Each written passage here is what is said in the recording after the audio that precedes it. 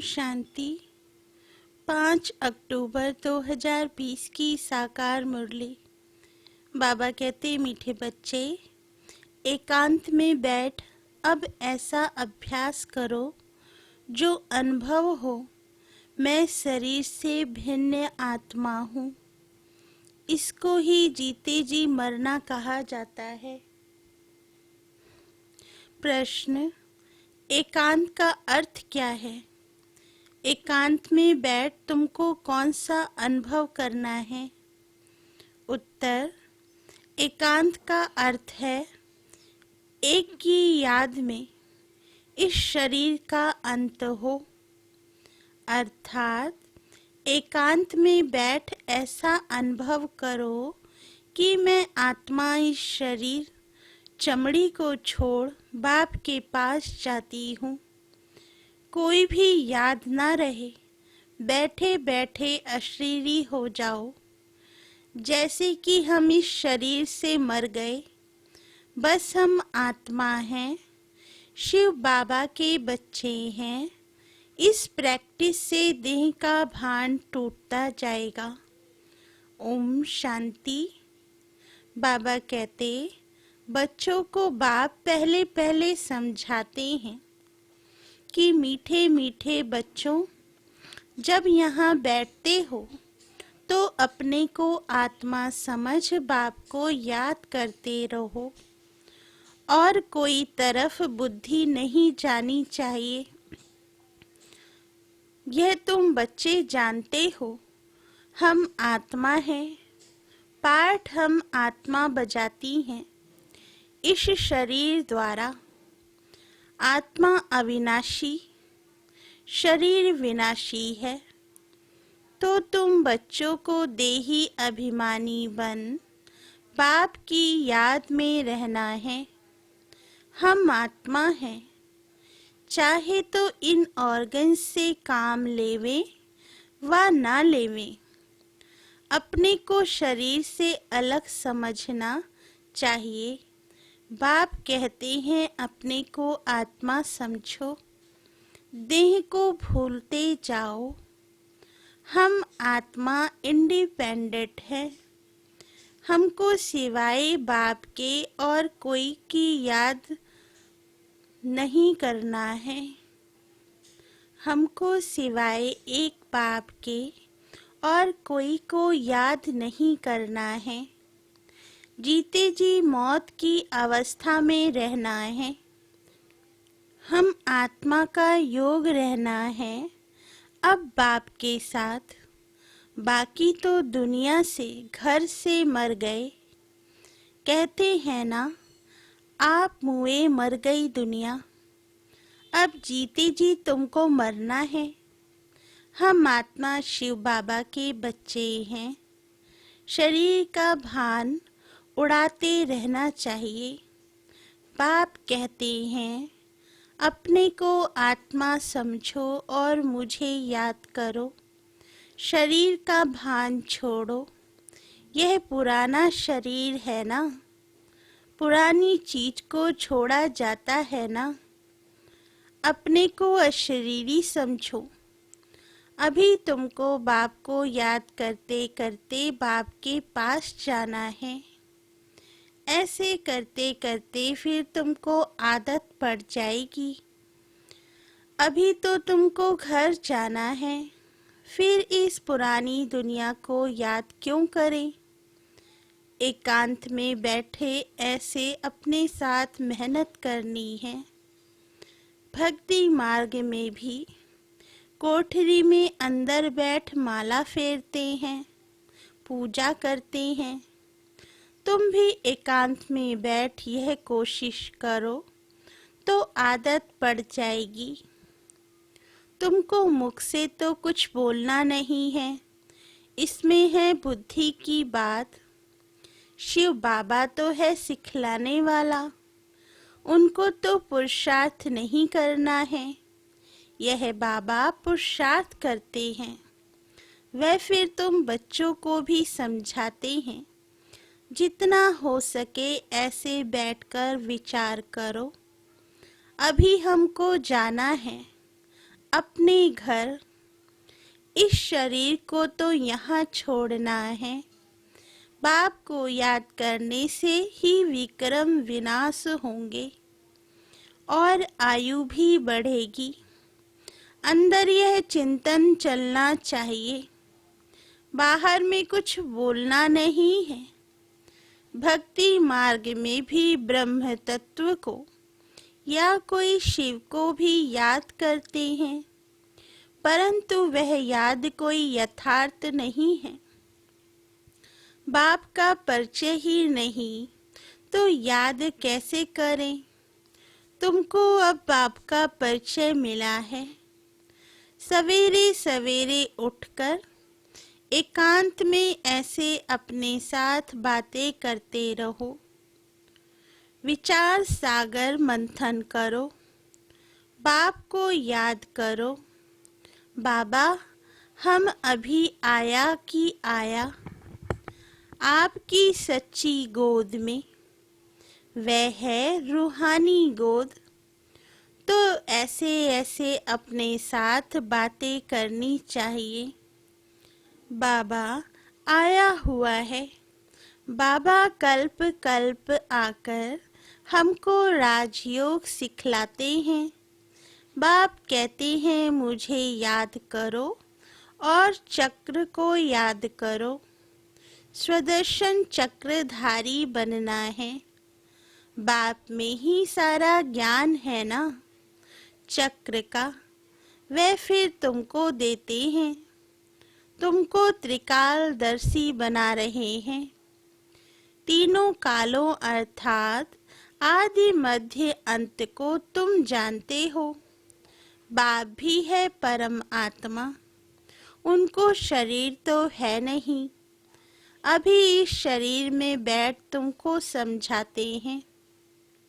यह वंडरफुल बात है। भागीरथ पर विराजमान होंगे तो जरूर दूसरी आत्मा है। बहुत जन्मों के अंत का जन्म इनका है।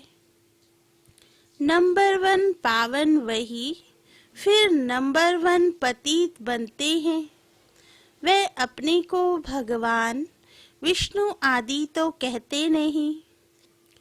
यहाँ एक भी आत्मा पावन है नहीं, सब पतित ही हैं।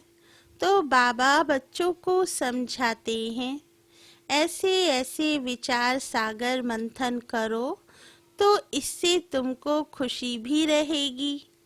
इसमें एकांत भी जरूर चाहिए। एक की याद में शरीर का अंत होता है, उनको कहा जाता है एकांत। यह चमड़ी छूट जाएगी। सन्यासी भी ब्रह्म की याद में व तत्व की याद में रहते हैं। उस याद में रहते रहते शरीर का भान छूट जाता है। बस हमको ब्रह्म में लीन होना है। ऐसे बैठ जाते हैं। तपस्या में बैठे बैठे शरीर छोड़ देते हैं।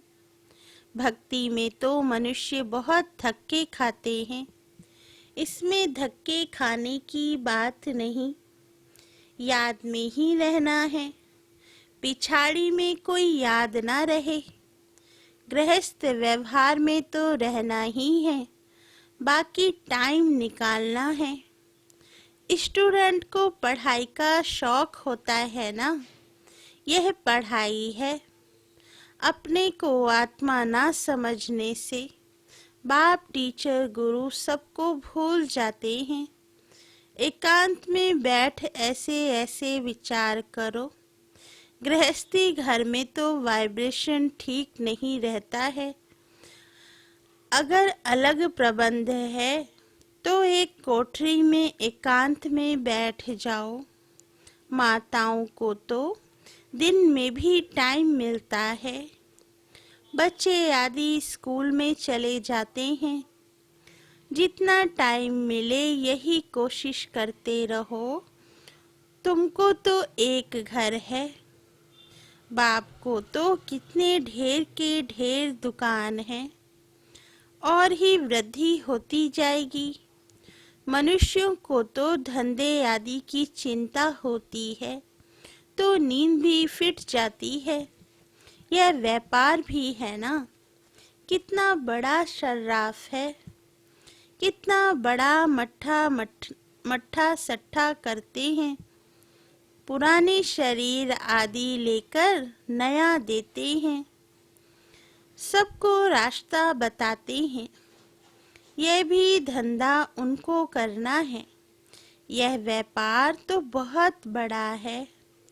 व्यापारी को व्यापार का ही ख्याल रहता है। बाबा ऐसे ऐसे प्रैक्टिस करते हैं, फिर बतलाते हैं ऐसे ऐसे करो। जितना तुम बाप की याद में रहेंगे तो स्वतः ही नींद फिट जाएगी। कमाई में आत्मा को बहुत मजा आएगा। कमाई के लिए मनुष्य रात में भी जागते हैं। सीजन में सारी रात भी दुकान खुला रहता है।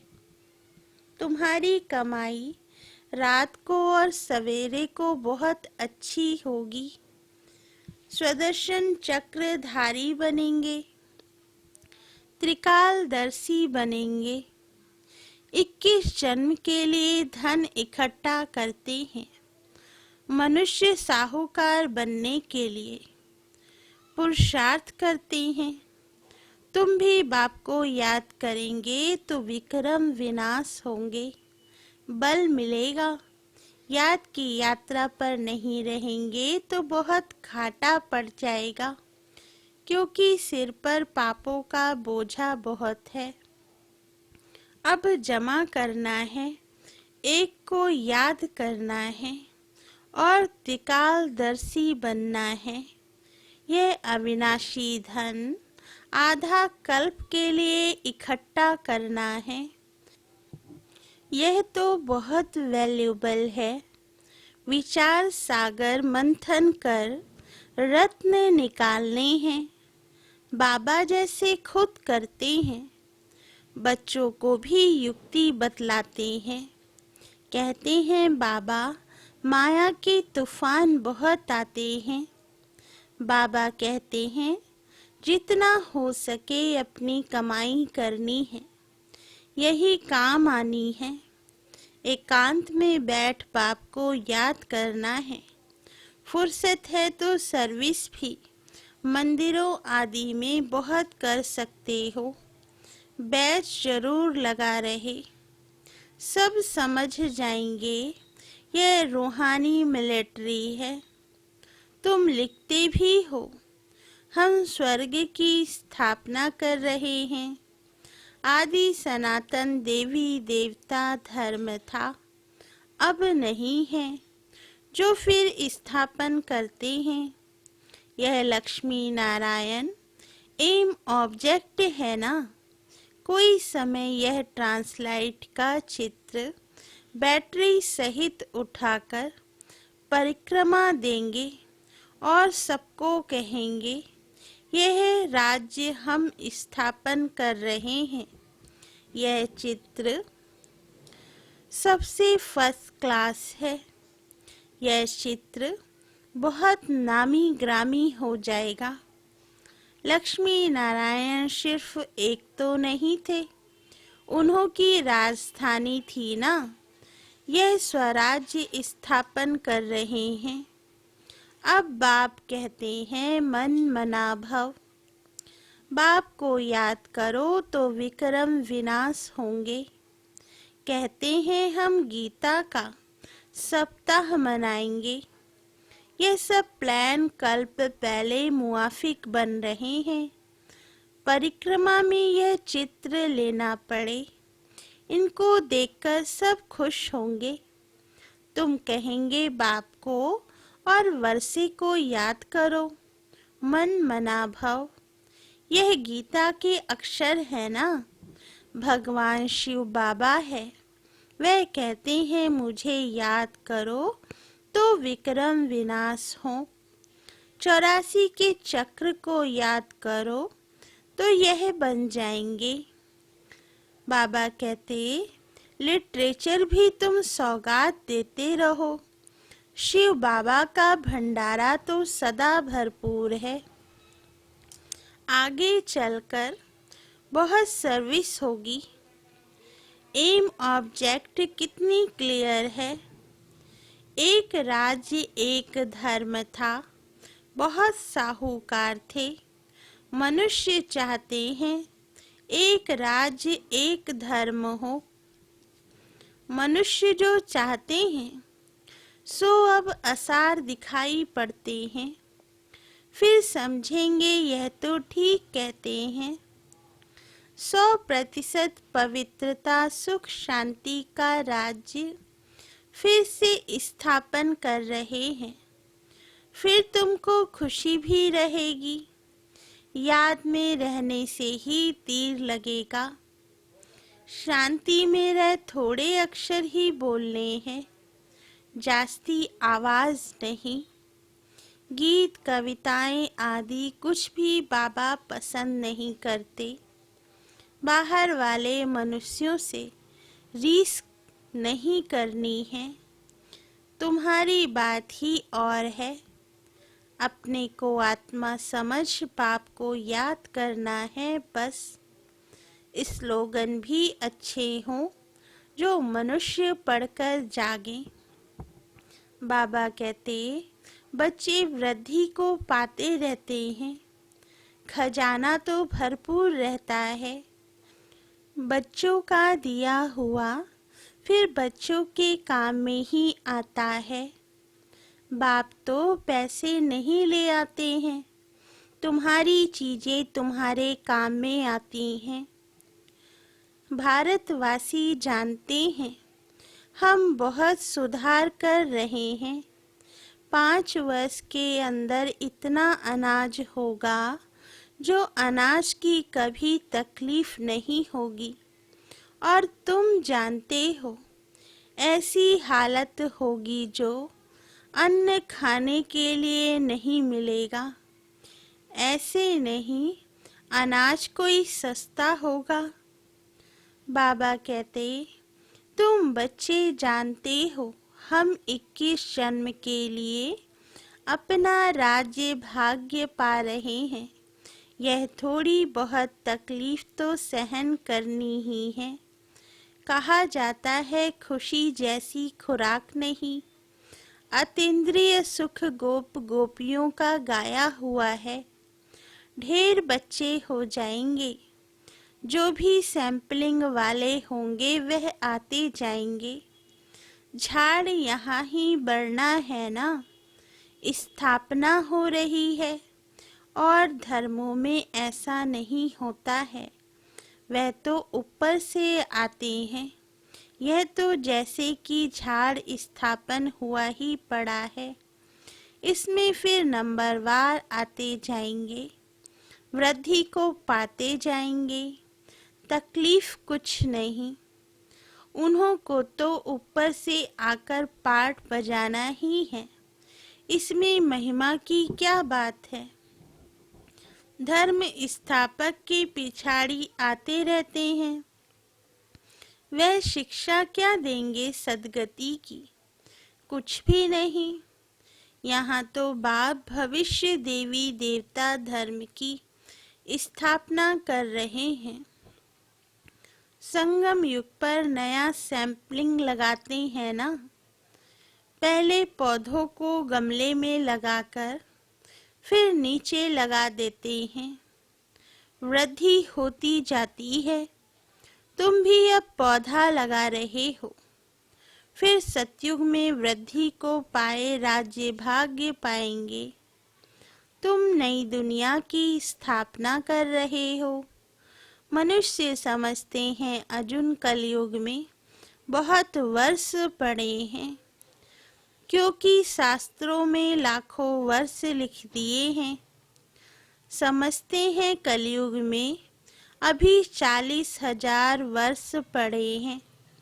फिर बाप आकर नई दुनिया बनाएंगे। कई समझते हैं यह वही महाभारत लड़ाई है। गीता का भगवान भी जरूर होगा। तुम बतलाते हो कृष्ण तो था नहीं। बाप ने समझाया है, कृष्ण तो 84 जन्म लेते हैं, एक फीचर्स ना मिले दूसरे से, तो यहाँ फिर कृष्ण कैसे आएंगे? कोई भी इन बातों पर विचार नहीं करते। बाबा कहते, तुम समझते हो कृष्ण स्वर्ग का प्रिंस, वह फिर द्वापर में कहाँ से आएगा? इस लक्ष्मी नारायण के चित्र को देखने से ही समझ में आ जाता है। शिव बाबा यह वर्षा दे रहे हैं, सत्युग की स्थापना करने वाला बाप ही है। यह गोला झाड़ आदि के चित्र कम थोड़े ही हैं। एक दिन तुम्हारे पास यह सब चित्र ट्रांसलाइट के बन जाएंगे। फिर सब कहेंगे हमको ऐसे चित्र ही चाहिए। इन चित्रों से फिर विहंग मार्ग की सर्विस हो जाएगी। तुम्हारे पास बच्चे इतने आएंगे जो फुर्सत नहीं रहेगी। ढेर आएंगे, बहुत खुशी होगी। दिन प्रतिदिन तुम्हारा फोर्स बढ़ता जाएगा।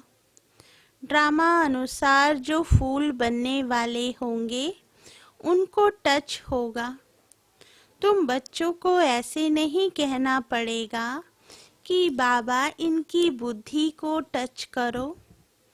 टच कोई बाबा थोड़े ही करते हैं, समय पर आपे ही टच होगा। बाप तो रास्ता बताएंगे ना। बहुत बच्चियां लिखती हैं, हमारे पति की बुद्धि को टच करो। ऐसे सबकी बुद्धि को टच करेंगे, फिर तो सब स्वर्ग में इकट्ठे हो जाएं। पढ़ाई की ही मेहनत है। तुम खुदाई खिदमतगार हो ना। सच्ची सच्ची बात बाबा पहले से ही बता देते हैं, क्या क्या करना है। ऐसे चित्र ले जाने पड़ेंगे, सीढ़ी का भी ले जाना पड़े। ड्रामा अनुसार स्थापना तो होनी ही है। बाबा सर्विस के लिए जो डायरेक्शन देते हैं उस पर ध्यान देना है। बाबा कहते हैं बैजेस किस्म किस्म के लाखों बनाओ।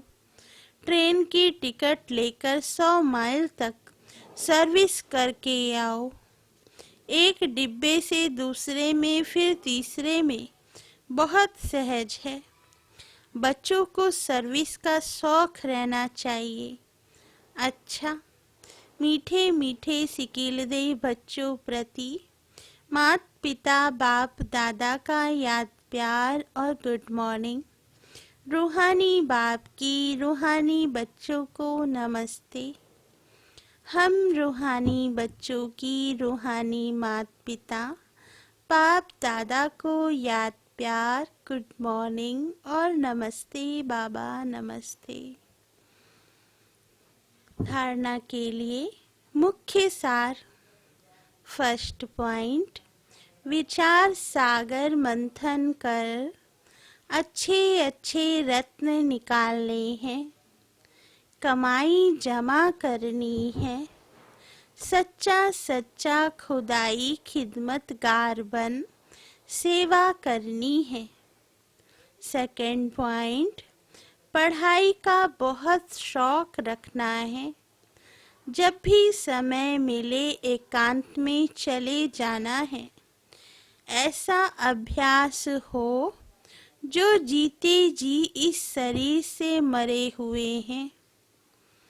इस स्टेज का अनुभव होता रहे, देह का भान भी भूल जाए। वरदान, भिन्नता को मिटाकर एकता लाने वाले सच्चे सेवाधारी भाव। वरदान का सार, ब्राह्मण परिवार की विशेषता है अनेक होते भी एक। आपकी एकता द्वारा ही सारे विश्व में एक धर्म एक राज्य की स्थापना होती है। इसलिए विशेष अटेंशन देकर भिन्नता को मिटाओ और एकता को लाओ, तब कहेंगे सच्चे सेवाधारी। सेवाधारी स्वयं प्रति नहीं, लेकिन सेवा प्रति होते हैं। स्वयं का सब कुछ सेवा प्रति स्वाहा करते हैं। जैसे साकार बाप ने सेवा में हड्डियां भी स्वाहा की, ऐसे आपकी हर कर्मेंद्रिय द्वारा सेवा होती रहे। स्लोगन: परमात्मा प्यार में खो जाओ तो दुखों की दुनिया भूल जाएगी। अच्छा, ओम शांति।